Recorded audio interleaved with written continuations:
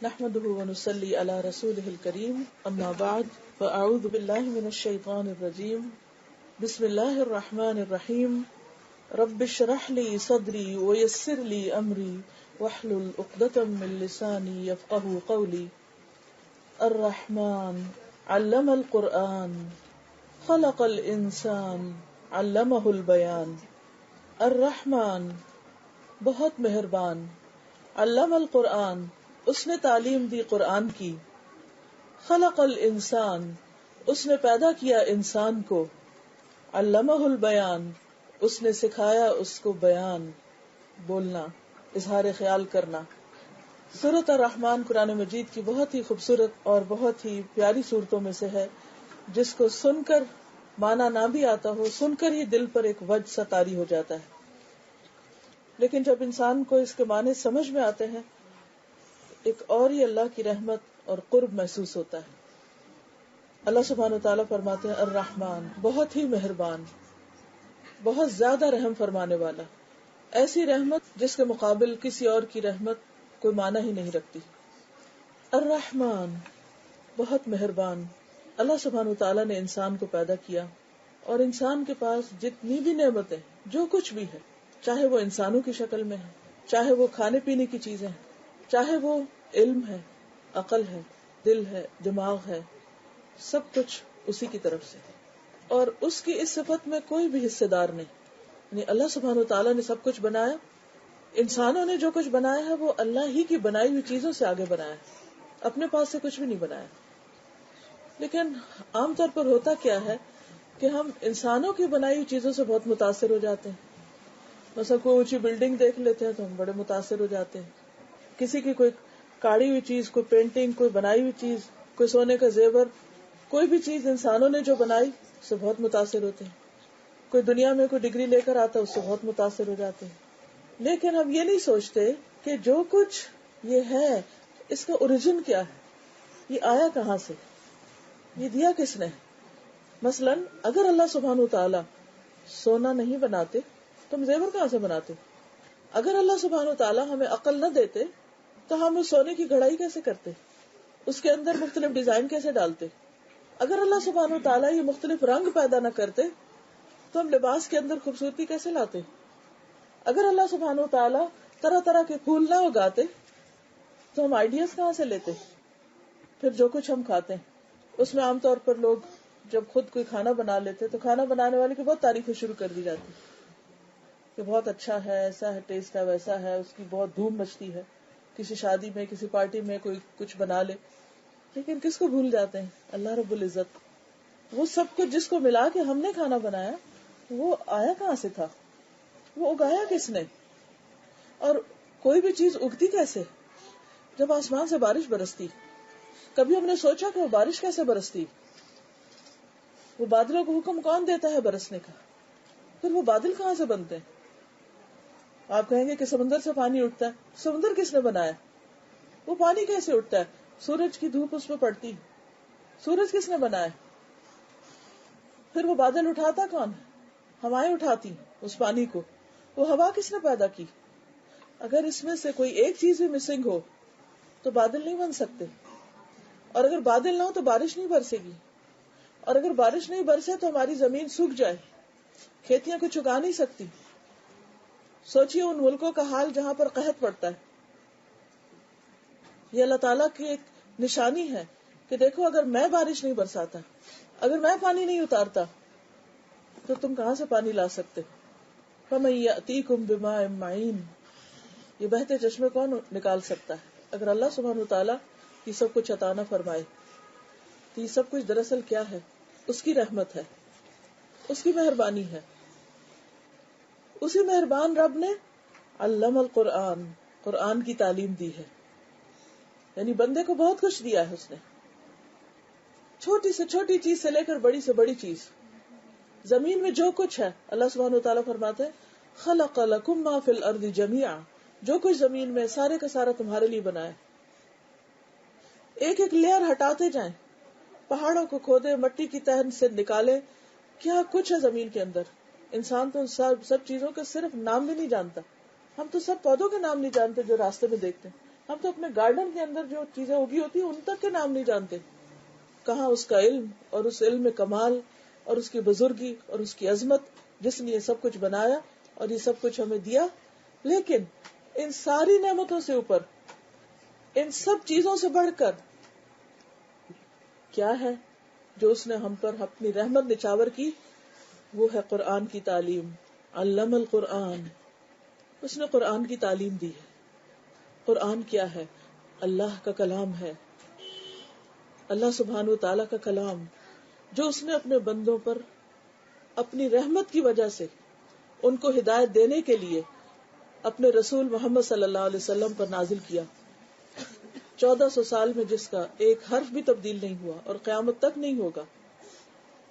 سوال یہ پیدا ہوتا ہے کہ اس نے اس کو محفوظ کیوں کیا اور اپنی رحمت کے ساتھ قرآن کی تعلیم ہی کا ذکر کیوں کیا؟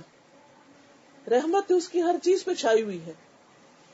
وسعت رحمتی کل شیء، ہر چیز میں اس کی رحمت نظر آتی، چاہے وہ بادل ہو، چاہے وہ بارش ہو، چاہے وہ ہوائیں ہو، چاہے وہ سمندر ہو، چاہے وہ پہاڑ ہو، چاہے وہ مٹی ہو، چاہے وہ پودے ہوں، وہ درخت ہو، وہ پھول ہوں، وہ پھل ہوں، وہ گندم ہو، وہ اناج ہو، وہ دالیں ہوں، وہ جانور ہو اور جانوروں کو پھر مویشی جانور اور پھر ان کا دودھ اور دودھ سے بننے والی ساری چیزیں، جو کچھ بھی ہم استعمال کرتے سب اس کی رحمت ہے. ہم نے کچھ بھی نہیں کیا کہ جس کے بدلے میں یہ سب کچھ مل رہا ہے، یہ اس کی رحمت سے ہمیں مل رہا ہے. لیکن اس ساری رحمت کے اوپر جو رحمت چھائی ہوئی ہے وہ قرآن کی تعلیم ہے. علم القرآن، اس نے قرآن کی تعلیم دی ہے، اس نے قرآن سکھایا ہے، اس نے یہ نعمت ہم سب کو عطا کی ہے، یہ اس کی رحمت ہے. خلق الانسان، اسی نے انسان کو پیدا کیا ہے اور انسان کی ہدایت کے لیے اس کو بھیجا ہے. اسی لیے قرآن مجید جب کھلتا ہے تو اللہ سبحانہ وتعالیٰ فرماتے ہیں الف لام میم ذالک الکتاب لا ریب فیہ ھدی للمتقین، یہ کتاب جس میں کوئی شک نہیں، یہ ہدایت کے لیے ہے. کس کی ہدایت کے لیے؟ متقین کی، کہ جن کے دل میں تقویٰ ہے، جن کے دل میں اللہ کا ڈر ہے، وہی اس سے ہدایت حاصل کرتے ہیں. اللہ نے تو ھدی للناس بنایا تھا اس کو کہ سارے جہان والوں کے لیے اس میں رہنمائی ہے، ہدایت ہے. لیکن اس ہدایت سے فائدہ کون اٹھاتا ہے؟ جس کا دل اللہ سے ڈرتا ہے، جس دل میں خوف ہے، جس دل میں اپنی آخرت اور اپنی عاقبت کی فکر ہے کہ ہم اللہ کو کیا منہ دکھائیں گے. اسے یہ شوق لاحق ہو جاتا ہے کہ میں یہ جانوں میرا رب مجھ سے چاہتا کیا ہے، میرے رب نے مجھ سے کیا فرمایا. کیونکہ قرآن مجید اللہ کا کلام ہے تو اس نے ہم سے کیا کلام کیا ہے، وہ ہم سے کیا چاہتا ہے، یہ اس کی رحمت ہے. اور پھر علمہ البیان، اس نے اس کو بولنا سکھایا ہے. یعنی انسان بہت سی ایسی کوالٹیز رکھتا ہے جو جانوروں کے اندر بھی ہیں. مثلا دیکھنا، انسان بھی دیکھتے جانور بھی دیکھتے ہیں. انسانوں کے اندر کھانے کی حرص ہوتی ہے، کھانے کی طلب ہوتی، جانور بھی کھاتے ہیں، وہ بھی بچے پیدا کرتے ہیں، انسان بھی بچے پیدا، بہت ساری چیزیں کامن ہیں. بہت سی خوبیاں ایسی ہیں کہ جو جانوروں کے اندر ہم سے زیادہ ہیں. مثلا بعض جانوروں کی جو نگاہ ہے وہ ہم سے زیادہ تیز ہے. عقاب جو ہے وہ کئی میل اوپر سے زمین پہ اپنا شکار دیکھ سکتا ہے. کچھ جانور ہم سے زیادہ بہتر طور پر سنتے ہیں. کچھ جانوروں کی قوت شامج یعنی سونگنے کی قوت جو ہے وہ ہم سے زیادہ ہے. کچھ جانوروں کی طاقت ہم سے زیادہ ہے، ان کے دانت ہم سے زیادہ بہتر کام کرتے ہیں. پکا ہوا گوشت کھانے میں بھی ان کو مشکل ہوتی ہے، وہ تو کچا بھی کھا لیتے ہیں. لیکن وہ کون سی چیز ہے جو جانوروں کے پاس نہیں ہے؟ وہ عقل نہیں ہے جو اللہ نے انسان کو دی، اور اس سے بڑھ کر یہ جو بولنے کی قوت ہے، یہ اللہ سبحانہ وتعالیٰ کی ایک بہت بڑی رحمت ہے. اور اس پر انسان دوسرے جانوروں سے ممتاز ہوتا ہے. ہم اپنی محبت کا اظہار کرنا چاہیں، ہم بول کر اپنے بچوں کے ساتھ کرتے ہیں. ہم اپنے دکھ کا، اپنے غم کا اظہار کرنا چاہیں، ہم اللہ کا ذکر کرنا چاہیں، ہم قرآن کی تلاوت کرنا چاہیں، تو یہ ایک چھوٹا سا گوشت کا ٹکڑا جو کبھی نہیں تھکتا، جس کے مسلز ہر چیز سے زیادہ اسٹرانگ ہے. اور پھر حیرت کی بات ہے نا کہ کس طرح انسان اتنی تیزی کے ساتھ بولتا چلا جاتا ہے. وہ ساری پروسیسنگ اندر ہوتی. اب دیکھیے کہ کوئی کمپیوٹر اتنا فاسٹ نہیں ہے کہ جس سے اتنی تیزی کے ساتھ آپ ڈاٹا ریٹریو کر سکیں، اور اتنا ایکوریٹ جتنا انسان کے معلومات اندر جو گئی ہوئی ہوتی ہیں یا جس کے دل و دماغ کے اندر ہوتی ہیں، زبان کے ذریعے ان کا اظہار جب ہو رہا ہوتا ہے. اور پھر اس پر آپ دیکھیے کہ سب سے زیادہ اس زبان سے جو پڑھنے کی چیز ہے وہ اللہ کی کتاب ہے، قرآن مجید. اور کس طرح ایک ایک حرف کا جو مخرج بتایا گیا، با کہاں سے نکلے گی، ہا کہاں سے نکلے گی، خا کہاں سے ہوگی، لام کہاں سے ہوگا، مختلف حروف. اور پھر قرآن مجید کی حق کا تلاوت ہی اسی وقت ہوتی ہے جب ہر چیز، ہر حرف اپنے اپنے مخرج سے نکلتا ہے. وہی حروف ہیں. اسی لیے آغاز میں کیا الف لام میم، الف لام میم، یہ حروف تہجی جو ہیں اسی سے مل کر یہ سارے الفاظ اور آیات اور صورتیں اور پھر اجزاء اور پورا کلام ہمارے سامنے آ گیا، جس کی مثال کوئی انسان لا نہیں سکتا. پوری دنیا کے جن و انس بھی اکٹھے ہو جائیں تو اس جیسی کتاب نہیں لا سکتے. لیکن اللہ تعالیٰ نے ہمارے لیے اس کو پڑھنا آسان کر دیا، اس کی تلاوت آسان کر دی. اور نہ صرف یہ کہ اس کا پڑھنا آسان کیا بلکہ اس پر اجر بھی رکھا. ایک حرف پڑھتے ہیں تو اس پر 10 نیکیاں، اور جتنا جتنا کوئی پڑھتا چلا جائے اور اگر زبانی یاد کر لے تو اس سے بھی زیادہ بہتر. اور پھر قیامت کے دن ایک ایک آیت کے بدلے انسان کے درجے بلند ہوتے چلے جائیں گے. اور قاری قرآن سے، حافظ قرآن سے کہا جائے گا کہ پڑھتے جاؤ جیسے تم دنیا میں پڑھتے، رتل کما کنت ترتل فی الدنیا، اور تمہاری آخری منزل وہ ہوگی جہاں تمہاری آخری آیت ختم ہوگی. اگر کسی نے ایک سورت یاد کی ہے تو اس کے اتنے ہی درجے، کسی نے 2 کی ہیں، کسی نے زیادہ کی ہیں، کسی نے پورا کیا اور پھر پورا حفظ کر کے بھلا نہیں دیا بلکہ اس کو یاد بھی رکھا مرتے دم تک، تو اس کے ساتھ تو معاملہ ہی اللہ سبحانہ وتعالیٰ کا کچھ اور ہوگا. ہم زبان سے بہت سی باتیں کرتے ہیں، بہت کچھ بولتے ہیں، بہت کچھ پڑھتے ہیں، بہت کچھ سیکھتے ہیں، سکھاتے ہیں لیکن ان سب چیزوں میں، دنیا میں جتنی بھی باتیں، سب انسانوں کی باتیں، ان سب میں بہترین بات کیا ہے؟ اللہ نزل احسن الحدیث، اللہ نے بہترین بات اتاری، اور وہ بہترین بات کیا ہے؟ قرآن مجید ہے، یہ اللہ کی کتاب. لہذا ہم سب کے لیے بہت ضروری ہے کہ ہم اس کی تلاوت کا حق ادا کریں، اس کو صحیح طور پر پڑھیں. اور تلاوت کا مطلب صرف عربک ریڈنگ نہیں ہوتا. تلاوت جو ہوتی ہے اس میں اس کو سمجھنا بھی ہوتا ہے، کیونکہ تلا یتلو تلون کے 2 تلون اور تلاوتن. ایک تلون ہوتا ہے کسی چیز کے پیچھے جانا، اور تلاوتن ہوتا ہے اس کی ریڈنگ کرنا. تو دونوں ایک ہی روٹ سے نکلے، یعنی اس کو پڑھیں بھی اور یہ دیکھیں کہ یہ کہتی کیا ہے. کیونکہ اللہ سبحانہ وتعالیٰ نے اس کی تعلیم دی ہے، نبی صلی اللہ علیہ وسلم پر اس کو اتارا، آپ صلی اللہ علیہ وسلم نے اس کو آگے پڑھ کر سنایا صحابہ کرام کو، اور پھر صحابہ کرام نے اس کو آگے ہر جنریشن نے اپنی آگے اولادوں کو، آگے شاگردوں کو سکھایا. کرتے کرتے الحمدللہ آج ہمارے پاس یہ محفوظ شکل میں موجود ہے. علامہ اقبال نے کہا تھا کہ گر تو خواہی مسلمان زیستن، نیست ممکن جز بقرآن زیستن. اگر تم مسلمان بن کر جینا چاہتے ہو تو ممکن ہی نہیں کہ قرآن کے بغیر تم مسلمان بن سکو. کیونکہ یہ اللہ کی وہ کتاب ہے، وہ کلام ہے کہ جو ہمارے لیے ایک آئینے کی حیثیت رکھتی ہے، کہ اس میں جو کچھ لکھا اگر ہم پڑھتے جائیں تو ہمیں اپنی ساری غلطیاں نظر آتی چلی جاتی ہیں کہ ہم کہاں سے کوتاہی کر رہے ہیں، کہاں خرابی کر رہے ہیں. اور اس میں ہمارے ہر سوال کا جواب ہے. وہ سوال جو ہمارے بچے ہم سے پوچھتے ہیں اور ہمیں بعض اوقات اس کا جواب پتہ نہیں ہوتا، لیکن اگر آپ کا قرآن مجید سے ایک مضبوط تعلق ہے تو ساتھ کے ساتھ سب الجھنیں جو ہیں وہ دور ہوتی چلی جاتی ہیں. تو اس لیے انسان کی سعادت اس میں ہے کہ وہ اس کو اپنا ساتھی بنائے دنیا میں بھی، تاکہ قبر میں بھی وہ اس کا ساتھی ہو اور حشر کے دن بھی، کیونکہ قیامت کے دن یہ قرآن سفارشی بن کے آئے گا. پھر اسی طرح صرف پڑھنے پڑھانے کی چیز نہیں بلکہ نمازوں میں پڑھنے کی چیز ہے کہ قیامت کے دن روزہ اور قرآن انسان کے حق میں شفاعت کرے گا. روزہ کہے گا کہ یا رب میں نے دن کو اس کو کھانے پینے سے روکے رکھا تو اس کے حق میں میری شفاعت قبول فرما. اور قرآن کہے گا کہ میں نے اس کو رات کے نیند سے روکے رکھا. جس سے پتہ چلتا ہے کہ قرآن مجید کا جو اصل مقصد ہے یا اصل جو اس کا پرائم جو اس کا حق دینا ہے وہ کیا ہے، کہ اللہ کی عبادت کے وقت کھڑے ہو کر اس کو پڑھنا. لیکن چونکہ ہم بہت کم حصہ یاد کرتے، خصوصاً خواتین میں یا تو یہ رواج ہوتا ہے کہ پورا حفظ کرو، یا پھر یہ ہوتا ہے کہ چند صورتیں آخری 10. تو ہمیں اپنے اپنے طور پر جتنا بھی ہو سکے 30واں پارہ کر لیں، پھر 29واں کر لیں، پھر سورت یاسین کر لیں، جو بھی اپنے اپنے طور پر کر سکیں. لیکن یہ ہے کہ اس بات کی حرص ہونی چاہیے کہ ہم زیادہ سے زیادہ قرآن کو اپنے سینے میں محفوظ کر لیں. کیونکہ جو چیز انسان کے پورے جسم میں سب سے اہم جو اس کا آرگن ہے وہ اس کا ہارٹ ہے، اس کا دل ہے. تو جو چیز دل میں آ جاتی ہے، جو چیز دل میں سما جاتی ہے، وہ اسی کے مطابق ہم دیکھتے ہیں، اسی کے مطابق ہم سنتے ہیں، اسی کے مطابق ہم بولتے ہیں، اسی کے مطابق پھر ہم اپنے سارے معاملات کرتے ہیں. ہماری پسند اور ناپسند ساری دل سے آتی.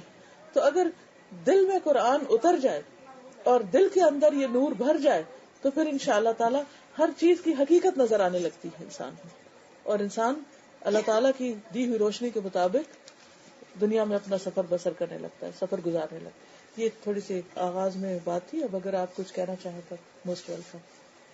کچھ پوچھنا چاہیں، کچھ بھی کہنا چاہیں. سوال ہے کہ عورت کی آواز باہر نہیں جانی چاہیے. اچھا، اب دیکھیے کہ کوئی بھی چیز جب ہم کہتے ہیں کہ ہونی چاہیے یا نہیں ہونی چاہیے، کرنی چاہیے یا نہیں کرنی چاہیے، دیکھیے جو سوال ہوتا ہے نا، یہ بہت اچھی چیز ہوتی ہے. اور یا کنفیوژن ہوتی ہے یا جو بھی کوئی پرابلم ہوتا ہے، تو یہ ایک ہم عام طور پر اس سے پریشان ہوتے ہیں، حالانکہ وہ ایک اپرچونٹی ہوتی ہے مزید سیکھنے کی، مزید جاننے کی. سوال اسی کے ذہن میں آئے گا جو کچھ جاننا چاہے گا، جو کچھ کرنا چاہے گا. جب آپ کسی راستے پہ جانا چاہتے ہیں تو تبھی آپ پوچھتے ہیں نا کہ کدھر ہے وہ جگہ. اگر آپ جانا ہی نہیں چاہتے تو آپ پوچھیں گے کیوں؟ اس کو آپ یوں مثال سے سمجھیے کہ جب اللہ سبحانہ وتعالیٰ نے فرشتوں کے آگے اپنا پلان رکھا کہ میں انی جاعل فی الارض خلیفہ، تو فرشتوں نے کیا کیا، کیا کہا؟ اتجعل فیہا من یفسد فیہا. یہ کس کا قول ہے؟ اتجعل فیہا من یفسد فیہا، کیا تو بنائے گا اس میں، بھیجے گا اس میں جو اس میں فساد کرے گا؟ فرشتے کہہ رہے ہیں. کس کو کہہ رہے ہیں؟ اللہ سبحانہ وتعالیٰ. کیا انہیں اللہ تعالیٰ کے فیصلے پر تسلی نہیں تھی یا اللہ تعالیٰ کی حکمت کے بارے میں کچھ شک تھا؟ نہیں، ہرگز نہیں. لیکن ان کے ذہن میں ایک کنفیوژن تھی کہ اگر زمین پر پہلے تو ساری مخلوق اللہ کی تابع ہے، جو بھی ہے وہ تو اللہ کے پروگرام کے مطابق چلے، یہ جس کو عقل دی جا رہی ہے اور مرضی کرنے کی بھی اجازت دی جا رہی ہے، تو یہ تو بہت فساد کرے گا. اللہ سبحانہ وتعالیٰ فرمایا جو میں جانتا ہوں تم نہیں جانتے. اور پھر وہ سارا آگے قصہ آپ سب نے حضرت آدم کو سن رکھا ہے. لیکن یہاں میرے کوٹ کرنے کا مقصد یہ ہے کہ فرشتوں نے بھی سوال کیا تھا. سوال ایک اچھی چیز ہے. پھر ابراہیم علیہ السلام کی مثال دیکھیے. ابراہیم علیہ السلام نے اللہ تعالیٰ سے ایک سوال کیا تھا، اور وہ سوال تھا وَإِذْ قَالَ إِبْرَاهِيمُ رَبِّ أَرِنِي كَيْفَ تُحْيِي الْمَوْتَى. اور جب ابراہیم علیہ السلام نے عرض کیا اے میرے رب، آپ مجھے دکھائیے کہ آپ مردوں کو کس طرح زندہ کریں گے، یہ کیسے دوبارہ زندہ ہوں گے. قال، اللہ تعالیٰ نے فرمایا اولم تؤمن، کیا تم یقین نہیں رکھتے، کیا تمہیں ایمان نہیں، کیا تم مانتے نہیں؟ قال بلا، کہا نہیں میں ایمان رکھتا ہوں کہ آپ زندہ کریں گے، اس پر ہے میرا ایمان.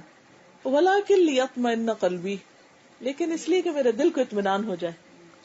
تو سوال کا ایک مقصد کیا ہوتا ہے کہ میرے دل کو اطمینان ہو جائے کہ کوئی کام کیسے ہوگا، کیوں ہوگا.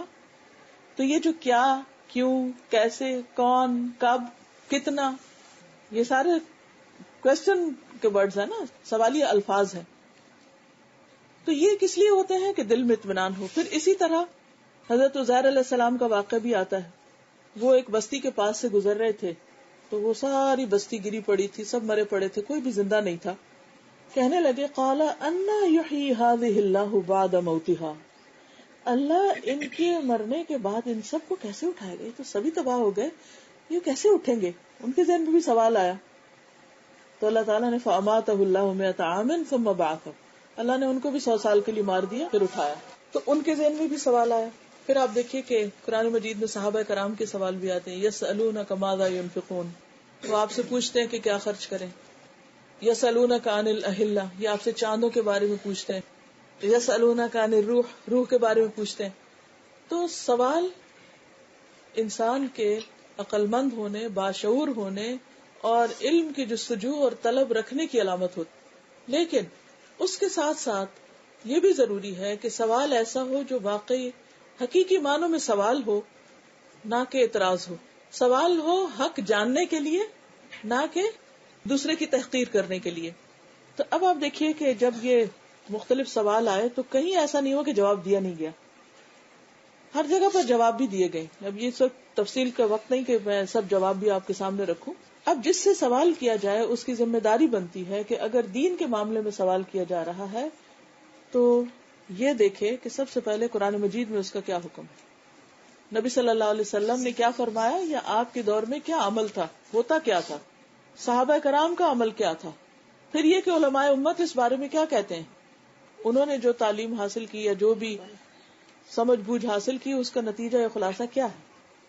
اب آپ دیکھیے کہ جب ہم قرآن مجید میں دیکھتے ہیں تو اس میں ازواج مطہرات کے لیے آتا ہے، سورۃ الاحزاب کے شروع میں آتا ہے اللہ تعالیٰ فرماتے ہیں یا نساء النبی لستن کاحد من النساء، اے نبی کی بیویوں تم عورتوں میں سے کسی ایک کی طرح نہیں ہو، یعنی عام عورتوں کی طرح نہیں ہو.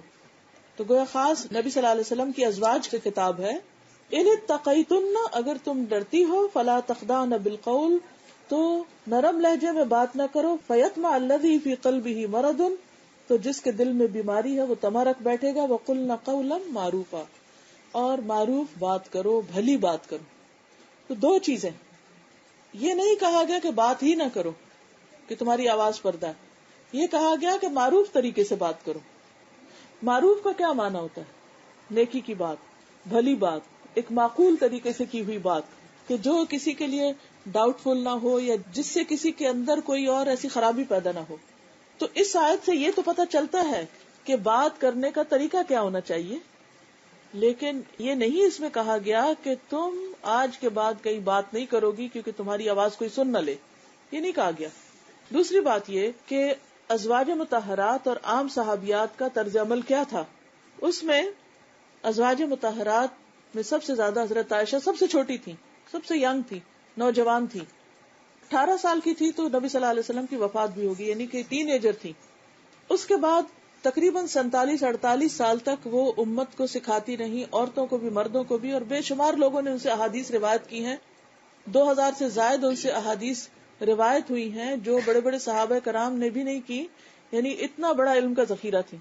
اس زمانے میں ان کا طریقہ کیا تھا کہ وہ حجرے میں بیٹھتی تھی اور پردہ ڈال لیتی تھی، مرد حضرات مسجد نبی کی طرف ہوتے تھے اور پردے کے پیچھے سے بات چیت ہوتی تھی، جو بھی سوال جواب ہوتے. اور صحابہ یہ کہتے ہیں کہ ہم حضرت عمر کے پاس بھی جاتے ہیں، ابو بکر کے پاس، اوروں کے پاس بھی، لیکن جو جواب ہم کو حضرت عائشہ سے ملتا ہے اس سے ہماری تسلی ہو جاتی، لہٰذا وہ براہ راست بھی پوچھتے تھے. اور یہ چیزیں سب تاریخ میں لکھی ہوئی ہیں. سید سلیمان ندوی کی کتاب ہے سیرت عائشہ، آپ خود اس کو کھولیے، پڑھیے، اور حضرت عائشہ رضی اللہ تعالی عنہا نے جو تعلیم دی ہے اس کے بارے میں جانیے کہ انہوں نے کس کو دی. اب یہاں پر یہ لوگ بعض اوقات یہ کہتے ہیں کہ وہ تو حضور صلی اللہ علیہ وسلم کی زوجہ محترمہ تھی تو ان کی تو ایک الگ بات ہے، عام عورتوں کو اجازت نہیں. بات یہ ہے کہ کیا یہ تعلیم صرف ازواج مطہرات نے دی یا کسی اور نے بھی دی؟ اگر آپ احادیث کی کتابیں کھولیں تو صرف حضرت عائشہ نہیں، اور صحابیات بھی جو امہات المومنین نہیں تھی ان سے بھی احادیث مروی ہوئی. مثلا اسماء بنت یزید ہیں، اسماء بنت امیس ہیں، حضرت اسماء جو حضرت عائشہ کی بہن ہے ان کی احادیث بخاری میں موجود ہیں. اسی طرح اور لوگوں کی بھی، وہ عام صحابیات تھیں اور ان سے بھی مردوں نے روایت کی، گویا ان سے انہوں نے سنا، جب حدیث سنی تو آواز بھی سنی.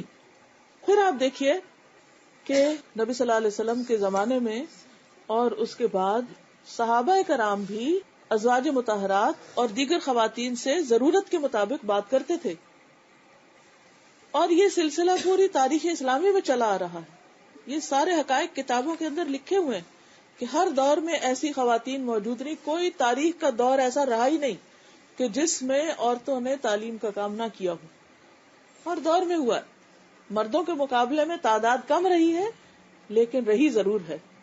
اب اس کے بعد یہ ہے کہ موجودہ دور، اس دور میں بھی الحمدللہ ہر ملک میں، ہر شہر میں خواتین موجود ہیں. کچھ خواتین کے اندر ہی کام کر رہی ہیں، اور کچھ جو ہیں جیسے میری کیسٹس ہیں، ٹیپس ہیں، وہ ہر جگہ پر، ریڈیو پر بھی آ رہی ہیں، ہر جگہ پر لوگ سن رہے ہیں. ان میں کیا ہے؟ قرآن کی بات ہے، اللہ سبحانہ و تعالیٰ کی بات ہے، نبی صلی اللہ علیہ وسلم کی بات ہے، اور ایک معروف بات ہے. اس میں نے کبھی مردوں کو سامنے بٹھا کے نہیں پڑھایا، لیکن اگر مشین سے آواز کوئی سن رہا ہے تو میں نے کبھی اعتراض نہیں کیا، نہ میرے میاں کو، نہ میرے باپ کو، نہ میرے سسر کو، نہ میرے خاندان کے کسی مرد کو کوئی اعتراض نہیں ہوا. ان کی اجازت سے ہی تعلیم کا یہ سلسلہ شروع کیا گیا، کیونکہ الحمدللہ جب یہ سلسلہ شروع ہوا تو بہت سے ایسے لوگ جو نمازیں نہیں پڑھتے تھے نمازیں شروع ہو گئے، جنہوں نے کبھی روزے نہیں رکھے تھے روزے رکھنے لگے، جنہوں نے حج نہیں کیے ہوتے حج پہ چلے گئے اور حق حقوق ادا کرنے لگے. اب آپ دیکھیے کہ اس وقت امت کی حالت جو ہے، ایک اکثر حصہ جو ہے وہ دین کا علم نہیں رکھتا. ہم سب بھی لگ جائیں نا تب بھی کوششیں کم ہے. دنیا میں کروڑوں کی آبادی ہے، مسلمانوں کے اوپر یہ فرض عائد ہوتا ہے کہ وہ غیر مسلموں تک بھی دین کی بات پہنچائیں. تو اس میں اگر آپ دیکھیں سورۃ التوبہ میں اللہ سبحانہ وتعالی مردوں کے علاوہ عورتوں کو بھی کیا حکم دیتے ہیں، والمؤمنون والمؤمنات بعضهم اولیاء بعض. یأمرون بالمعروف وینہون عن المنکر وَيُقِيمُونَ الصَّلَاةَ وَيُؤْتُونَ الزَّكَاةَ وَيُطِيعُونَ اللَّهَ وَرَسُولَهُ أُولَئِكَ سَيَرْحَمُهُمُ اللَّهُ إِنَّ اللَّهَ عَزِيزٌ حَكِيمٌ 71 آیت ہے سورۃ التوبہ کی کہ مومن مرد اور مومن عورتیں، یہ مومنات کا لفظ لکھا ہوا ہے، بعضهم اولیاء بعض، بعض ان میں سے مددگار ہیں بعض کے، آپس میں ایک دوسرے کے مددگار ہیں۔ کیا کس کام میں مددگار ہیں؟ یأمرون بالمعروف، نیکی کا حکم دیتے ہیں، وینہون عن المنکر، برائی سے روکتے ہیں، ویقیمون الصلاۃ، نماز قائم کرتے ہیں، ویؤتون الزکاۃ، زکوٰۃ ادا کرتے ہیں، ویطیعون اللہ ورسولہ، اللہ رسول کی اطاعت کرتے ہیں، ایسے لوگوں پر ان قریب اللہ سبحانہ وتعالی رحم فرمائے گا، بے شک اللہ زبردست ہے، حکمت والا ہے۔ تو اس آیت سے بھی پتہ چلتا ہے کہ امر بالمعروف، نیکی کی بات بتانا، اور برائی سے روکنا، نہی عن المنکر، یہ مردوں کے علاوہ عورتوں کا بھی فریضہ ہے۔ اور اس میں یہ نہیں کہا گیا کہ عورتیں صرف عورتوں کو بتائیں، مگر راہ چلتی حضرت عائشہ دیکھیں کہ کتنے لوگوں کو نصیحت کرتی، حج پہ جا رہی ہیں، عمرے پہ جا رہی ہیں، کہیں کوئی نظر آتا ہے ان کو برائی سے روکتی ہیں، منع کرتی ہیں، تو اس کو کیا جا سکتا ہے، یعنی اس میں منع نہیں ہے۔ پھر آپ دیکھیے عام طور پر لوگ جو دین کی بات کرتے ہیں ان کے پیچھے تو پڑ جاتے ہیں، جو عورتیں گانا گا رہی ہیں، جو عورتیں اور پتہ نہیں کیا کچھ کر رہی ہیں، یا بازاروں میں، سڑکوں پہ ہر وقت، شاپنگ مال میں، دکانوں کے اندر مردوں سے لین دین کر رہی ہیں، جابز کر رہی ہیں، ان کو کوئی اعتراض نہیں کرتا کہ بھئی آپ ادھر کیوں بیٹھے ہوئے، آپ کی آواز پردہ ہے، آپ کیوں سیلز کے دفتر میں بیٹھے ہوئے ہیں کہ آپ مرد سے بات کر رہے ہیں، یونیورسٹی میں جا رہی ہیں، کتنی ہی بچیاں ایسی ہیں جو دیندار گھرانوں سے اسکول، کالج، یونیورسٹی میں پڑھنے جا رہی ہیں، کیا وہ کبھی کسی مرد سے بات نہیں کرتی؟ کیا ان کی آواز پردہ نہیں؟ اگر پردہ ہے تو سب عورتوں کی آواز پردہ ہے، اور اگر نہیں تو کسی کی بھی نہیں۔ شرط کیا ہے کہ نیکی کی بات کرو، خیر کی بات کرو۔ اگر اللہ رسول کی بات کرتے ہیں، آخرت کی بات کرتے ہیں، تو اس کے کرنے میں کیا حرج ہے؟ اگر مردوں سے بازار میں خرید و فروخت میں عورت بات کر رہی ہے اور اس کی آواز آدمی کو جا رہی ہے اور اس پر کسی کو اعتراض نہیں، تو اگر کوئی قرآن کی آیت پڑھ کے کسی مرد کو سنا دے تو اس پہ کیوں اعتراض ہے؟ جی میں ایک کوشچن پوچھنا چاہتی جی ہوں مہر کے بارے میں، کہ جیسے کہ قرآن میں آتا ہے کہ مہر مقرر ہونے کے بعد اگر بیوی چاہے تو معاف کر سکتی ہے تھوڑا بہت، تو شوہر اسے خوشی سے لے سکتا ہے، تو کیا پورا معاف کر سکتی ہے اگر بیوی چاہے تو؟ جی، اگر بیوی دل کی خوشی سے چاہے پورا کر سکتی ہے تو پورا کر سکتی ہے، اس کا بھی قرآن مجید میں لکھا ہوا ہے۔ اگر وہ اپنے دل کی خوشی سے دیں فَكُلُوا هَنِيئًا مَرِيئًا، تو اس کو مزے سے کھا سکتے ہو، یعنی کہ کوئی حرج نہیں ہے، یعنی عورت کو اختیار ہے، لیکن وہ عورت کو پریشرائز نہیں کرے، یعنی مرد جو ہے وہ بیوی کو زبردستی نہیں کرے۔ ہم لوگ جیسے اس میں تراویح میں یا اس میں عید بقرہ عید کی لیڈیز اس میں اگر پردے کا اہتمام ہے نماز کے لیے جاتی ہیں تو اس کا مطلب قرآن کی اس میں جا سکتی ہیں؟ جی، پھر میں یہ کہوں گی کہ ہمیں ضرور دیکھنا ہے کہ نبی صلی اللہ علیہ وسلم کے دور میں کیا ہوتا تھا، کیا عورتیں مسجد جاتی تھیں یا نہیں، ایک سوال ہے۔ بخاری کی روایت میں ہے کہ اللہ کی بندیوں کو مسجد جانے سے مت روکو۔ حضرت عبداللہ بن عمر جب یہ حدیث سنا رہے تھے تو ان کے ایک بیٹے نے کہا کہ میں تو روکوں گا، تو وہ ان سے بات نہیں کیے، انہوں نے کہا میں تمہیں اللہ کے رسول کی بات سنا رہا ہوں صلی اللہ علیہ وسلم، اور تم کہتے ہو کہ میں ایسا کروں گا، یعنی تم نبی صلی اللہ علیہ وسلم کی بات جھٹلا رہے ہو۔ تو اس دور سے لے کر آج کے دور تک ٹل ٹوڈے مسجد نبوی کبھی بھی عورتوں سے خالی نہیں ہوئی۔ اگر مسجد نبوی، حرم کی بات میں اس لیے نہیں کروں گی کہ حرم تو عمرہ طواف وہ سب کہتے ہیں کہ بھی جو تو اس کے لیے جاتے، لیکن مسجد نبوی تو مسجد ہے نا، تو کبھی بھی 1400 سال میں مسجد نبوی ایک دن بھی خالی نہیں ہوئی کہ جس میں صرف مرد گئے اور عورت نہ گئی ہو۔ اگر مسجد نبوی میں جا سکتے تو باقی کسی مسجد میں کیوں نہیں جا سکتے؟ ایز لانگ ایز پردے کا انتظام ہے، الگ انتظام ہے۔ پھر یہ ہے کہ عید کی نماز کے لیے بھی اگر آپ کے پاس صحیح بخاری رکھی ہوئی ہے تو آپ اس میں عید کی نماز کا چیپٹر نکالیے، وہاں آپ کو ایک نہیں زیادہ حدیث ملے گی جس میں یہ پتہ چلتا ہے کہ نبی صلی اللہ علیہ وسلم نے یہاں تک حکم دیا کہ جن کے پاس چادر نہیں وہ اپنی سہیلی کی چادر لے لیں، لیکن وہ بھی مسلمانوں کی دعا میں شریک ہو اور ان کی عظمت کو دیکھیں، یعنی کہ مسلمان جب اکٹھے ہوتے ہیں تو اجتماعیت کی ایک خاص برکت ہوتی ہے، ایمان بڑھتا ہے۔ جب مل کے نماز پڑھی جاتی ہے تو ہر روز تو نہیں لیکن کبھی سال میں جب عید کا موقع ہو تو اس میں پردے کے ساتھ بغیر زیب و زینت ظاہر کیے اپنے پورے حجاب میں عورت اگر جا کے عورتوں کے حصے میں نماز پڑھنا چاہتی ہے تو پڑھ سکتی، حتیٰ کہ یہاں تک آتا، اور یہ بھی صحیح بخاری میں لکھا ہوا ہے، میں اپنے پاس سے نہیں کہہ رہی، آپ چیک کر سکتے ہیں، وہاں لکھا ہوا ہے کہ جس عورت کو نماز نہیں پڑھنی وہ بھی شریک ہو. تو انہوں نے کہا کہ وہ کیا کرے گی جا کے؟ کہا وہ دعا میں شریک ہو, پیچھے بیٹھ جائے, کیونکہ مسجد میں نہیں ہوتی نا نماز. یہ تو ہمارے یہاں مسجدوں میں بھی نماز پڑھنے لگے, وہ تو کھلے گراؤنڈ میں ہوتی. تو کھلے گراؤنڈ میں مرد بھی جائیں, بچے بھی جائیں, عورتیں بھی جائیں, سارے نماز پڑھیں. عورتیں جنہوں نے نماز نہیں پڑھنی وہ پیچھے ہو کے بیٹھے, اور جب دعا ہو تو جو اتنے لوگ آمین کہتے ہیں وہ بیچاری کیوں محروم رہے, وہ بھی شریک ہو جائے. میرا مزید سوال ہے, آج مسلمان اتنے فرقوں میں بٹے ہوئے ہیں, ایک نیا مسلمان جب ہمارے اس میں آتا ہے تو وہ کنفیوز ہو جاتا ہے کہ میں مسلمان تو ہوں مگر کس فرقے کا ہوں, تو اس کا ہم لوگوں کو کیا کرنا چاہیے؟ اس میں آپ دیکھیے کہ ان کو یہی کہیں کہ تم اللہ رسول کی بات مانو اور اپنے آپ کو مسلمان کہو. جہاں تمہارے پاس کوئی بھی مسجد ہے, جو بھی علاقہ ہے, جو ان کے ساتھ تم شامل ہو جاؤ, لیکن دیکھو یہی کہ جو اللہ رسول صلی اللہ علیہ وسلم نے فرمایا. کیونکہ دیکھیے قرآن مجید میں یہ سورۃ الحج ہے, اس میں اللہ سبحانہ وتعالیٰ نے واضح طور پر ہمیں یہ بتا دیا ہے. 78 آیت, اس میں اللہ تعالیٰ فرماتے ہیں وَجَاهِدُوا فِي اللَّهِ حَقَّ جِهَادِهِ هُوَ اجْتَبَاكُمْ وَمَا جَعَلَ عَلَيْكُمْ فِي الدِّينِ مِنْ حَرَجٍ مِلَّةَ أَبِيكُمْ إِبْرَاهِيمَ هُوَ سَمَّاكُمُ الْمُسْلِمِينَ مِنْ قَبْلُ وَفِي هَذَا, کہ اللہ نے تمہارا نام مسلمان رکھا ہے اس سے پہلے بھی اور اس دین میں بھی. یہ یہود و نصارہ نے اپنا نام فرقوں کے اوپر رکھ لیا, اور پھر آپ صلی اللہ علیہ وسلم فرمایا کہ وہ یہود 71 فرقوں میں بٹے ہوئے, نصارہ 72 میں, اور تم 73 میں بٹ جاؤ گے. تو بات یہ ہے کہ ہم سب کو کوشش یہ کرنی چاہیے اور اللہ سے یہ کہنا چاہیے کہ یا رب العالمین تو ہمیں اس راستے پہ رکھ جس کو تو پسند کرتا ہے, اور جو تیرا پسندیدہ راستہ اور جو تیرے رسول صلی اللہ علیہ وسلم نے ہم کو دکھایا. ہم ان فرقوں کو پروموٹ نہیں کرتے. اچھا فرقے بنتے کیوں؟ فرقے اس وقت بنتے ہیں جب ہمارا جو مرکز عقیدت ہے وہ بدل جاتا ہے. اگر ہماری عقیدت اللہ رسول سے ہے تو فرقہ نہیں بنے گا, لیکن جب ہماری عقیدت اللہ رسول کی بجائے بزرگان دین سے یا اپنے علماء سے یا اپنے لیڈروں سے ہو جاتی ہے اور جو وہ کہتے ہیں بس صرف ہم وہ مانتے ہیں, تو پھر فرقے بنتے ہیں. وہ جو عزت کا ہے, جیسے کسی کے خاوند کی ڈیتھ ہوتی ہے اور عورت اگر پریگننٹ ہے تو کب تک عدت پوری کرے گی وہ؟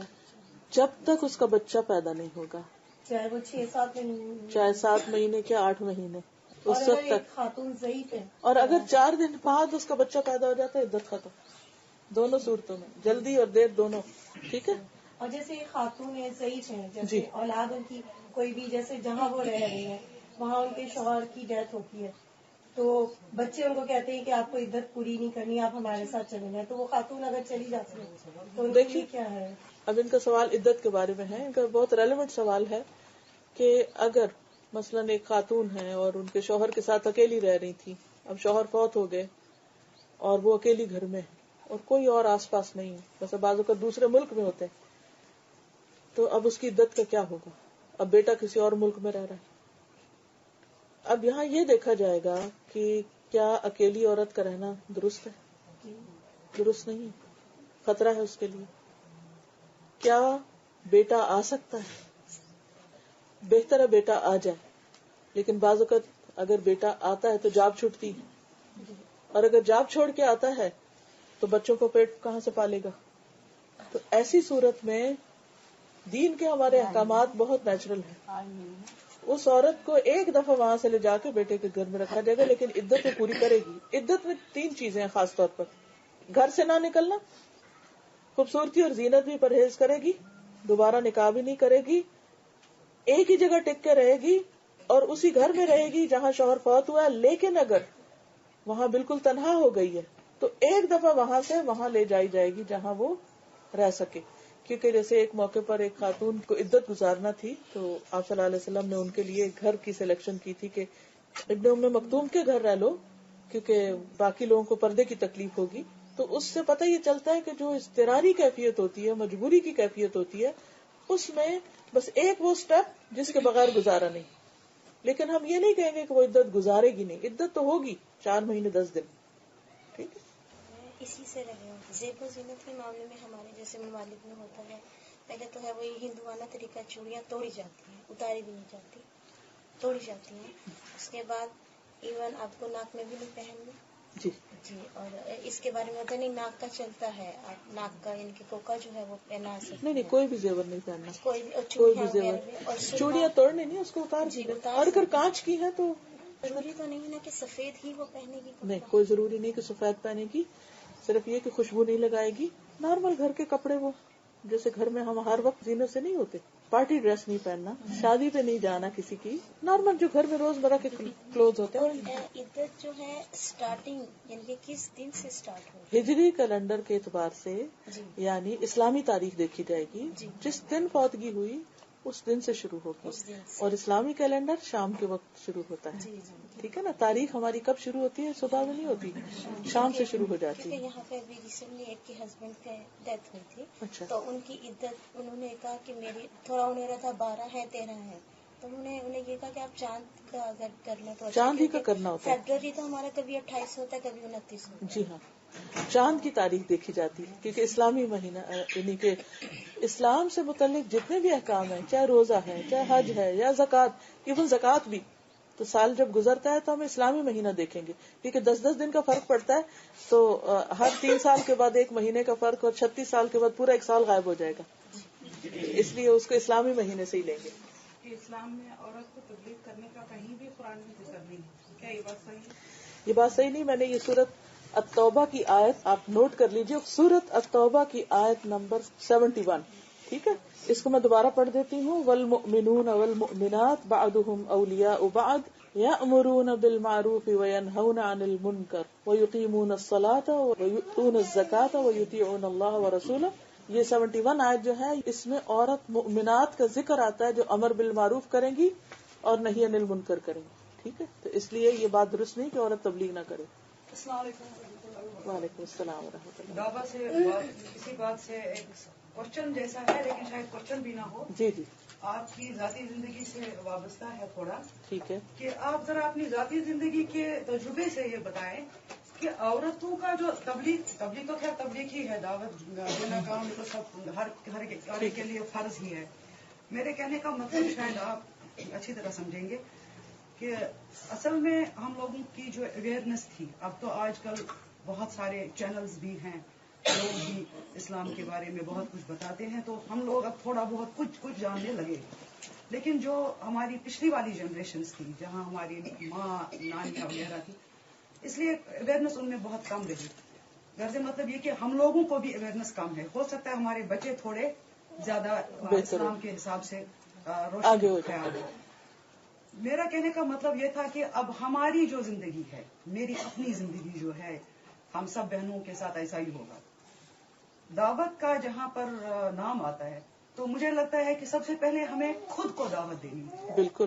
آپ کی جو اپنی پرسنل لائف ایکسپیرینسز ہیں، آپ نے کیسے شروع کیا، کہاں سے شروع کیا، کون سے مشکلات آتے ہیں، یا گھر کے جو کام کاج ہے، بچوں کا، شوہروں کا، وہ یہ ہاؤس ہولڈ گرنٹ جو ہے، اسے تو آدمی کو کبھی فرصت ملتی ہی نہیں ہے اور نہ ملے گی جب تک ہم نہ چاہیں نکالنا. صحیح.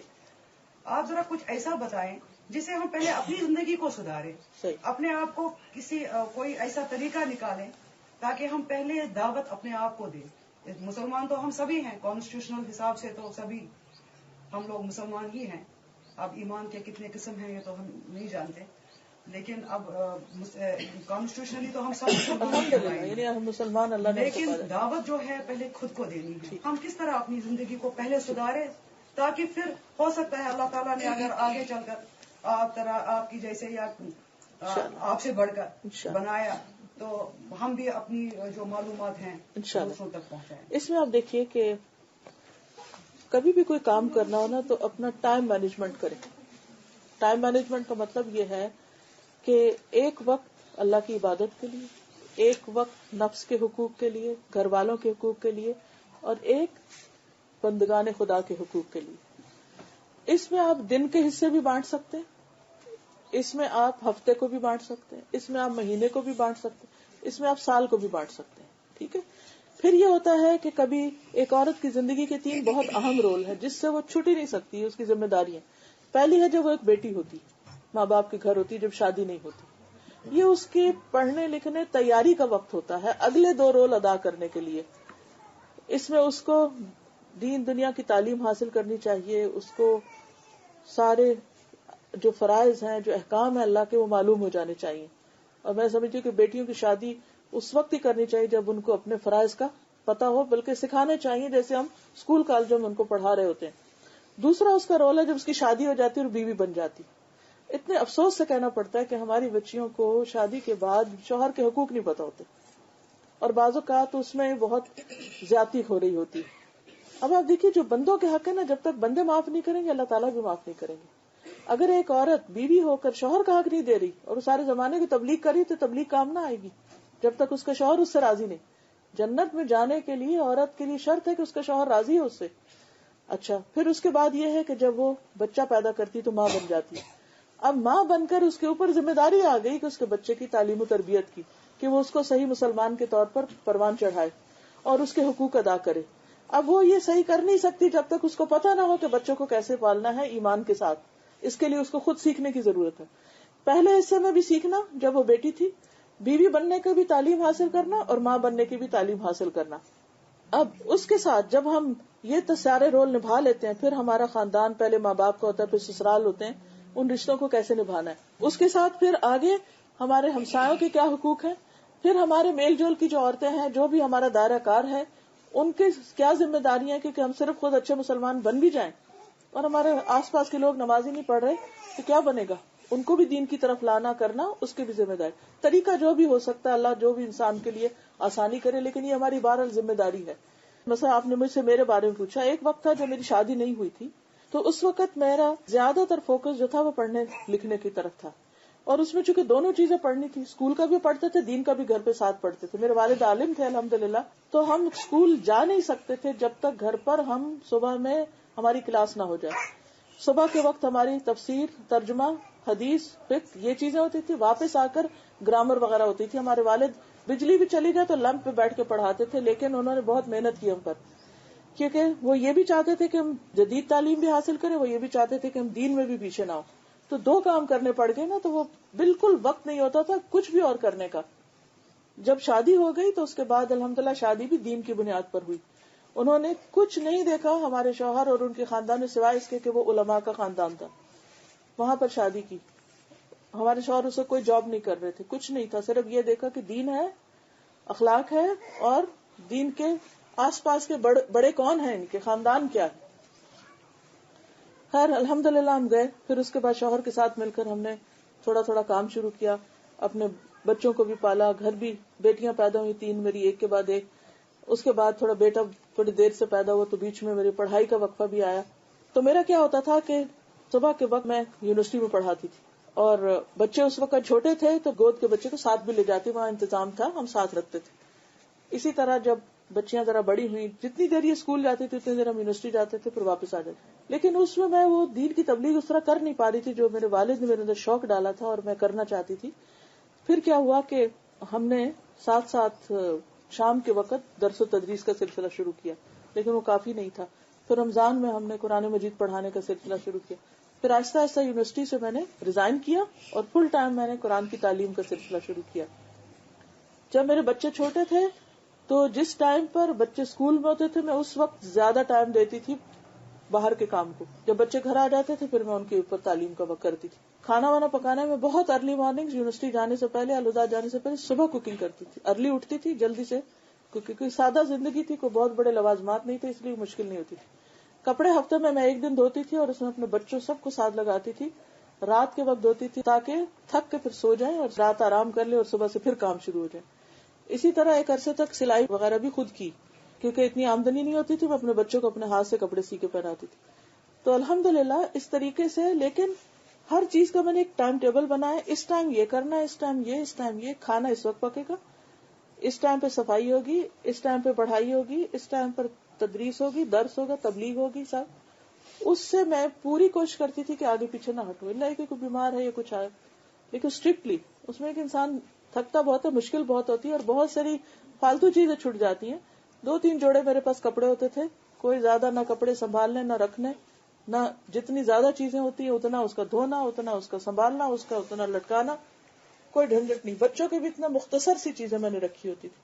کوئی اندر جائے تو یوں لگے کہ جیسے بس سمپل سے ایک بیڈ پڑا ہوتا تھا, 7 کتابیں, اور جو ہمارا ڈرائنگ روم تھا پوری کتاب, چاروں طرف ہماری کتابیں ہوتی تھی, اور ساتھ ٹیبل لگا ہوا ہوتا تھا. اور ہم جس وقت ادھر ساتھ ہی میرے کچن ہوتا تھا, اور جلدی سے آ کے بچہ میرا یہاں پکڑا ہوتا تھا, یہاں میں لکھ رہی ہوتی تھی, جلدی سے اٹھ کے جا کے ہنڈیا میں چمچ ہلایا. پکاتی میں اس طرح تھی کہ جیسے مٹی کی ہنڈیا میں عام طور پہ کھانا پکاتی تھی. مسالہ وغیرہ جلدی سے کر کے اور اس کو دم پہ رکھ دیتی تھی 4-5 گھنٹے, جتنی دیر یونیورسٹی کے ہلکی آنچ میں پکتے کے واپس آئے, اچھا مزے کا کھانا بنا ہوا ہو اور روٹی بنا لی, اور الحمدللہ. پھر اس کے بعد ایک وقت ایسا آیا کہ بچیاں بڑی ہو گئیں, پھر ان کی شادیاں ہو گئی, تو اپنے گھروں میں چلے گئے. پھر اور اللہ نے وقت دے دیا, الحمدللہ. الہدا شروع ہوا, اللہ نے بہت ساری بیٹیاں دے دی, بہت سارے مددگار دے دیے, بہت سے اور سہولتیں ہو گئی, تو دین کا کام بھی اور آگے بڑھا اور مجھے اور زیادہ موقع مل گیا. ابھی ایک بیٹا میرا ابھی ینگ ہے, تو اب اس کے اوپر محنت کر رہی ہوں کہ وہ کسی طرح قرآن مجید پڑھ جائے, اور ساتھ وہ دنیا کے بھی جو تعلیم بچوں کے لیے ضروری ہوتی ہے وہ بھی کر رہا ہے. تو الحمدللہ میں نے اپنے آپ کو حالات کے مطابق اسی طرح مولڈ کرتی رہی, جیسی جیسی ضرورت پیش آئی. ایک وقت تھا میں اسلام آباد پڑھا رہی تھی, پھر کراچی سے بہت ڈیمانڈ ہے, میں وہاں چلی گئی. شوہر میرے بہت اچھے ہیں الحمدللہ, انہوں نے ہر موقع پر ہمارا ساتھ دیا. جو ہم نے مل کے ہی پلاننگ کی کہ یہ کریں اور مشورے سے چلے. اگر انہوں نے کسی چیز سے روک دیا تو میں نے یہ نہیں کہا کہ نہیں میں تو کر کے چھوڑوں, نہیں. مجھے یہ بات ہمیشہ میرے یقین میں رہی کہ اگر میرا شوہر ناراض ہے اور وہ خوش نہیں تو میری تبلیغ کسی کام کی نہیں. اور اسی طرح یہ ہے کہ اگر میرے فرائض پورے نہیں, میری نماز ٹھیک نہیں, میرا روزہ پورا نہیں, تو دوسروں کو تبلیغ کا کیا فائدہ. تو اگر میں سب تبلیغ کرنے والی بہنوں کو یا جو بھی دین کے ساتھ جڑی ہوئی ہیں یہی کہوں گی کہ ایک وقت اللہ کی عبادت کا رکھیں, ایک وقت بندوں کے حقوق کا رکھیں, ایک وقت دین سیکھنے سکھانے کا رکھیں, اور آخرت کے لیے زندہ رہیں. کیونکہ ہم جب دنیا کے لیے زندہ رہتے ہیں پھر ہماری پرائرٹی شفٹ ہو جاتی ہیں, پھر ہمارا وقت بازاروں میں گزرتا ہے, پھر ہمارا وقت فالتو باتوں میں گزرتا ہے, فون پہ گزرتا ہے. ہمارے پاس وقت نہیں ہوتا کہ ہم یہ سب کام کریں, کیونکہ ہمارا وہ سارا وقت جو ہے وہ اس کام میں آ جاتا ہے. میرے ساتھ وہی موقع آتا ہے کہ جب چھٹی آ جاتی ہے تو اس کی وجہ سے بہت ڈسٹرب ہو جاتا ہے کہ لوگوں کو چھٹی دیں یا کیا کریں, کیونکہ وہ ایک اختلافی مسئلہ ہے. اگر ہم کریں تو کچھ اعتراض کرتے ہیں اور نہ کریں تو بعض کہتے ہیں کہ نہیں کرنا چاہیے, کیونکہ کافی اختلافی مسئلہ ہے. اب دیکھیے کہ جیسے تفسیر والے جو قرآن پاک ہوتے ہیں نا, تو اس میں تھوڑا تھوڑا آیتیں لکھی ہوتی ہے, باقی سارا اردو کا وہ نیچے لکھا ہوتا ہے. تو آپ گلوز پہن لیں یا کپڑا رکھ لیں اور اس کو دیکھ کے آپ پڑھتے رہے. اور اپنے کاپی میں نے الگ شیٹ بنائے ہوئے ہیں اور اس میں اپنے نوٹس لکھتی ہوں. کیونکہ اختلافی مسئلہ ہے تو بعض لوگ بہت اعتراض جی بہت اعتراض کرتے ہیں. آیت پڑھ کر پھر ترجمہ بتائیں گے. میں جیسے ترجمہ بتاتی ہوں نا, میں ایک ایک لفظ کا بتاتی ہوں. ایک لفظ پڑھا ترجمہ بتایا, لفظ پڑھا ترجمہ بتایا, لفظ پڑھا ترجمہ بتایا, اور پھر اردو میں بات کی. تو کیا مشکل ہے. کیونکہ اکثر کیونکہ علماء نے تو ویسے اجازت دی ہے کہ بھئی درس و تدریس کی حد تک تو اجازت تلاوت پڑھ کر سکتے ہیں, لیکن چونکہ اختلافی مسئلہ تو بعض کے نزدیک جن کے پاس نہیں ہے تو کافی اعتراض کرتے ہیں. جی وہ جو دلائل ہیں وہ پڑھ کر آپ کا دل مانتا ہے تو آپ کریے. اب میں تو ہمیشہ یہ کہتی ہوں کہ اگر خدا نخواستہ کئی دفعہ عورتوں کی ڈیتھ ہو جاتی, جو بچے پیدا ہوتے ہیں وہ بلیڈنگ ہو رہی ہوتی, کیا وہ کلمہ نہیں پڑھیں گی؟ کیا ان کے پاس قرآن نہیں کوئی سنائے گا؟ تو اللہ تعالیٰ نے ایسی ہم پر پابندی نہیں لگائی کہ جو ہماری وسعت سے باہر ہو. ویسے وظیفہ وغیرہ جو صبح شام کے وقت ہم پڑھ ہی سکتے ہیں, صبح دعائیں پڑھ سکتے ہیں الحمدللہ. اور سب سے بڑی بات یہ کہ قرآن تو ہمارے دل کے اندر بھی ہے. بیعت لینا ضروری ہے بولتے ہیں, پورے نہیں ہوتے جب تک بیعت نہیں لیتے وہ. بیعت جو ہوتی ہے نا, وہ جو بڑا امیر ہوتا ہے نا, جو کسی ملک کا حکمران ہوتا ہے, اس کے ساتھ ہوتی ہے ایک طرح سے. اب اگر کسی ملک کے اندر 10 جماعتیں اور 10 امیر ہیں تو کس کی بیعت سے آپ مسلمان ہوں گے اور کس کی بیعت سے مسلمان نہیں ہوں گے؟ تو یہ اسلام اور کفر کا معاملہ نہیں ہے. ٹھیک ہے, آپ جیسے کہیں بھی جاب کرتے ہیں تو آپ ان کے ساتھ ایک کانٹریکٹ سائن کرتے ہیں نا, تو وہ کیا ہے؟ کانٹریکٹ ہے کہ میں یہاں اتنے گھنٹے لگاؤں گا یا اتنا کام کروں گا, اس کے بدلے مجھے یہ ملے گا وغیرہ وغیرہ. تو اسی طرح اگر آپ کسی خاص جماعت کے ساتھ کام کر رہے ہیں اور ان کے ساتھ آپ کمٹمنٹ کرتے ہیں کہ جو میں اتنے گھنٹے آپ کو دوں گا, ٹھیک ہے, لیکن اگر کسی نے نہیں کی تو اس کا یہ مطلب نہیں کافر ہے. یہ کفر اسلام کی بات نہیں ہے. اگر کوئی شخص واقعی ایک ہمارا بڑا خلیفہ ہے کوئی مسلمانوں کے, جو کہ ہے نہیں کہیں بھی ابھی, جیسے حضرت ابو بکر تھے, حضرت عمر تھے, ان کے درجے پر اگر کوئی ہے اور کوئی ان کی بات نہیں کرتا تو وہ ایک الگ مسئلہ ہے, وہ ایک سیریس مسئلہ ہے. لیکن عام طور پر جو مختلف چھوٹی چھوٹی جماعتیں کئی قسم کی بنی ہوئی ہیں, ان کے جو بڑے امیر ہیں ان کے ساتھ آپ یہ تو کر سکتے ہیں کہ جی ہم آپ کے ساتھ مل کے کام کریں گے اگر آپ ان سے ایگری کرتے ہیں. لیکن یہ کہنا کہ جو نہیں کرتا وہ نعوذ باللہ وہ کفر میں آ گیا, یا پھر یہ کہ وہ اگر ان کو چھوڑ کے کوئی اور جماعت جوائن کرتا ہے تو نعوذ باللہ وہ کوئی کافر ہو کے مرا, ایسی بات نہیں ہے. دیکھیے ایمان کی تعریف کیا ہے. حضرت جبریل علیہ السلام جب آئے تھے حضور صلی اللہ علیہ وسلم سے, انہوں نے سوال کیے تھے کہ مل اسلام, اسلام کیا ہے, کیا کیا چیزیں بتائی تھی. ایمان کیا ہے؟ شہادت اللہ الہ الا اللہ وأن محمد رسول الله إقامة الصلاة إيتاء الزكاة وصوم رمضان وحج البيت لمن استطاع إليه سبيلا. گڈ. پھر اسی طرح ایمان، ان تؤمن باللہ، أن تؤمن بالله وملائكته وكتبه ورسله واليوم الآخر والقدر خيره وشره من الله تعالى والبعث بعد الموت. ٹھیک ہے. احسان، ان تعبد اللہ کأنک تراہ فإن لم تکن تراہ فإنہ یراک. ٹھیک ہے. تو یہ پورے ہونے چاہیے چیزیں. ٹھیک ہے. اسلام اور ایمان کی چیزیں جو حدیث جبریل میں آئی ہیں، ان میں سے کسی میں ڈاؤٹ نہیں ہونا چاہیے. اگر کوئی یہ پورا کر دے تو ہم اس کو مسلمان کہیں گے. لیکن کچھ چیزیں ایسی ہیں، جیسے کہا کہ نماز کفر اور اسلام میں فرق کرتی ہے، تو ایک کفر اکبر ہوتا ہے، ایک کفر اصغر ہوتا ہے. کفر اکبر کیا ہے؟ کہ کوئی اللہ کو نہ مانے، رسول کو نہ مانے، آخرت کو نہ مانے. یہ چیزیں کفر اکبر میں شامل ہو جاتی ہیں. لیکن کچھ اور چیزیں ہیں کہ جن کے نہ کرنے سے بہت کبیرہ گناہ لازم ہوتا ہے، تو ان چیزوں سے پرہیز کرنا چاہیے، ورنہ اگر انسان اس حال میں فوت ہو گیا تو پکڑو. ٹائم بہت زیادہ ہو گیا، آپ کو جانا بھی ہے. چھوٹی سی دعا کر لیجیے ہم لوگ سب کے لیے ہدایت کی، اور انشاءاللہ ختم کریں گے. سبحان اللہ والحمد للہ ولا الہ الا اللہ واللہ اکبر ولا حول ولا قوة الا باللہ العلی العظیم. اللہم صل علی محمد وعلى آل محمد كما صلیت علی ابراہیم وعلى آل ابراہیم انک حمید مجید. اللہم بارک علی محمد وعلى آل محمد كما باركت على إبراهيم وعلى آل إبراهيم إنك حميد مجيد. ربنا آتنا في الدنيا حسنة وفي الآخرة حسنة وقنا عذاب النار. ربنا لا تزغ قلوبنا بعد إذ هديتنا وهب لنا من لدنك رحمة إنك أنت الوهاب. ربنا هب لنا من أزواجنا وذرياتنا قرة أعين واجعلنا للمتقين إماما. یا حی یا قیوم برحمتک نستغیث لا الہ الا انت سبحانک انی کنت من الظالمین. یا اللہ پاک، جو کچھ ہم نے پڑھا اور سنا ہے اپنی رحمت سے قبول فرما، ہماری بھول چوک سے درگزر فرما، اور صحیح درست حق بات پر عمل کی توفیق عطا فرما. اللہ قرآن مجید کو ہمارے سینوں کا نور اور سینوں کی بہار بنا دے، ہمارے دلوں کے لیے روشنی بنا دے، ہمارے قبر میں ہمارا ساتھی بنا دے، اور قیامت کے دن ہمارا سفارشی بنا دے. اللہ تو ہمیں قیامت کے دن اپنے خاص بندوں قرآن والوں میں سے اٹھانا. یا رب العالمین، ہماری اولادوں کو ہدایت دے، انہیں نیکی کی توفیق دے. ربنا هب لنا من ازواجنا وذرياتنا قرة اعين واجعلنا للمتقين اماما. اللہ تو ہمیں ہمارے نفس کے شر سے بچا. یا اللہ ہمیں شیطان کے وسوسوں سے محفوظ رکھ. یا اللہ مسلمانوں کے درمیان اتفاق اور اتحاد پیدا کر دے. یا اللہ ہمیں اپنے فرائض پورے کرنے کی توفیق دے. اللہ اس گھر پر اپنی خیر و برکت نازل فرما. یہاں جو بہنیں آئی ہیں ان کا آنا قبول فرما، اور ان کو دنیا اور آخرت کی بہترین بھلائیاں نصیب فرما. ربنا لا تزغ قلوبنا بعد اذ هديتنا وهب لنا من لدنك رحمة انك انت الوهاب. اللہ ہمیں قیامت کے عذاب سے بچانا، دوزخ کے عذاب سے بچانا، جہنم کی آگ سے محفوظ رکھنا. اللہ جنت الفردوس میں جگہ عطا فرمانا. یا رب العالمین ہماری اولادوں کو ایمان پر اور ہدایت پر قائم رکھنا. ربنا تقبل منا انك انت السميع العليم وتب علينا انك انت التواب الرحيم. وصلى الله تعالى على خير خلقه محمد وعلى آله واصحابه واهل بيته اجمعين برحمتك يا ارحم الراحمين. الہی آمین. وإياكم. سبحانك اللهم وبحمدك نشهد ان لا اله الا انت نستغفرك ونتوب اليك.